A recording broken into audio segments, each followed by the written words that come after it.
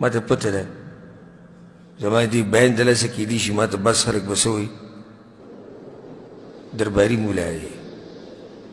دا جي د هغه د حکومت مولا دی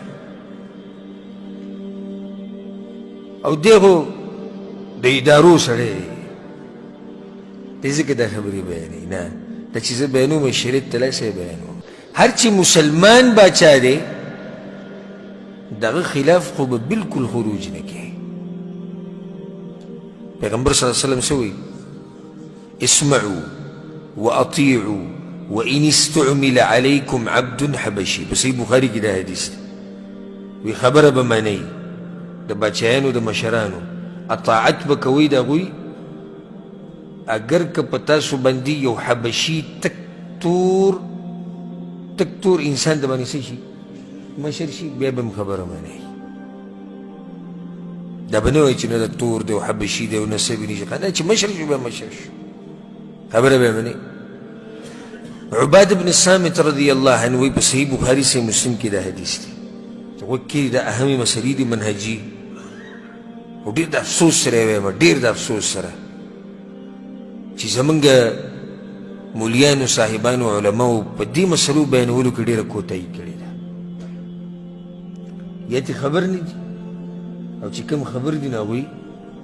بیان کړي نه دي دا اهمه د عقیدې مسله ده بنیادي مسله ده ها عباد بن الصامت وی دعانا النبي صلى الله عليه وسلم فبايعناه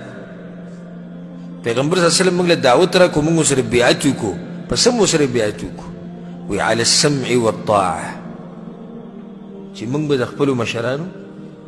خبره منو د هغوی اطاعت به کوو فی منشطنا ومکرهنا وعسرنا ویسرنا موږ به د مشرانو خبره منو که په موږ باندې غریبي او که په موږ مالداري که زموږ حالات د خوشحالۍ او که زموږ حالات د غمي که موږ په سختو حالاتو کې یو او که په ښو حالاتو کې یو خو په هر حال کې به د مشرانو خبره منو دا نه چې ټیپر ګران شي او ته څه وکړې سړک ته راوځي چې څه ټیپر ګران شي نه فی منشطنا ومکرهنا وعسرنا ویسرنا پیغمبر صلی اللہ علیہ وسلم بل حدیث کی سوئی په صحیح بخاری صحیح مسلم کی ده پیغمبر صلی اللہ علیہ وسلم السمع والطاعة على المرء المسلم په مسلمان باندې د خپل حاکم امیر امام باچا خلیفہ داغه خبره منل لازم دي فيما احب وكره کده د خوخي او کنه خوخه ما لم يؤمر بمعصيه ها گناه کی بوله خبره نه مانی یو حدیث کې راځي په صحیح مسلم کې دا حدیث دی اذا رايتم من ولاتكم شيئا تكرهونه دې ته وکړي وی کله چې تاسو په خپلو بچیانو کې داسې څه وینئ چې ستاسو بدي شي لکه د مسلمانانو یو خلیفه دی یو باچا دی یو امیر دی او هغه داسې کارونه کوي چې هغه ستاسو څه شو بدي شو نو یا رسول الله طریقه څه ده وی فکرهو عمله د ده دا کار ناخوښه کوي چې زموږ نه دی خوښ کار یې بد ګڼئ یا رسول الله بله لار راته مو وښایه که نه او پښتانه خو بیا ډېر ګرم دي نو دوی خو دې ته انتظار کوي چې کار وله بد ګڼئ او ورپده وشئ نه پیغمبر صلی الله علیه وسلم نبوي نصیحت واورئ وی کار وله بد ګڼئ ولا تنزعوا یدا عن طاعه خو د هغه د اطاعت نه به لاس نه راکاږي دا کار به وله بد ګڼي خو اطاعت به یې کوي خبره به وله مني خیال هم دی دې ته که نه بعض راشي وي نو ظلم دی د ظلم تپوس ونه کوو شریعت دی د شریعت په مخ کې به ما ته خپله پښتو غیرت نه رایادی ګورئ زه دلته شریعت بیانوم زه پښتو نه بیانوم زه په دې منبر په په دې مبارک ځای باندې چې زه ناست یم نو زه دې دپاره ناست یم چې زه قال الله وقال الرسول صلی الله علیه وسلم بیان کړم زه د دې دپاره نه یم راغلی چې زه پښتو بیانه کړم دا نو ظلم چې دی او پلانې چې دی او پلانې واوره که تعدي مه کوه په صحیح مسلم کې حدیث دی اطع د حاکمانو د مشرانو به خبره مني وإن أخذ مالك وضرب ظهرك كدنا مالوم بزور والي ودي ويم ودي تكيم سزا دلم دركي بیا بهم خلاف ورزي نكي پیغمبر صلی الله علیه وسلم یو حدیث کې وی تاسو بدیسي بادشاهان وینئ چې هغوی به زما په طریقه نه روان صحابو یا رسول الله نو کو به څه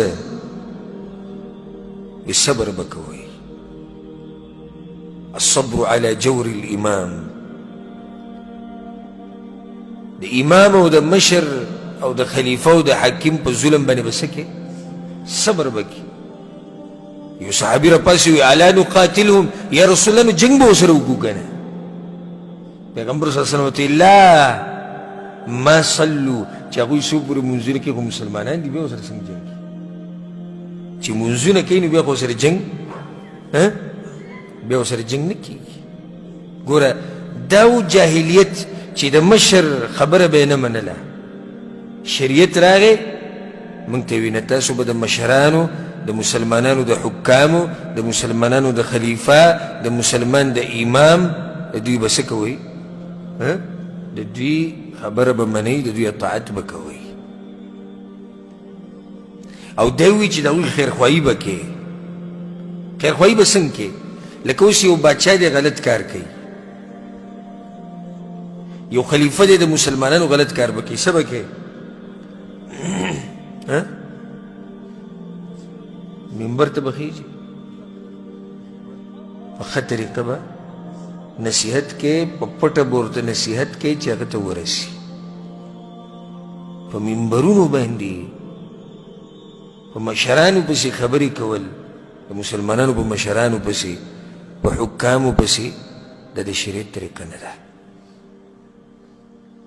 ما ته پته ده زما دې بیان دلاسه کیدی شي ما ته بس خلک به څه وایي درباري مولا دی دا جي د هغه د حکومت مولا دی او دی خو د ادارو سړی دی ځکه دا خبرې بیانوي نه دا چې زه بیانوم شریعت ته لاسه یې بیانوم په مجلسونو کې په منبرونو باندې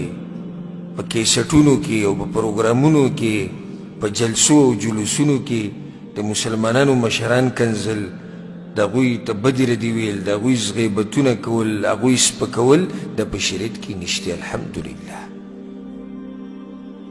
یو کار یې غلط وکړو نصیحت به ورته کې څنګه به کې دې له به ته یو طریقه لټې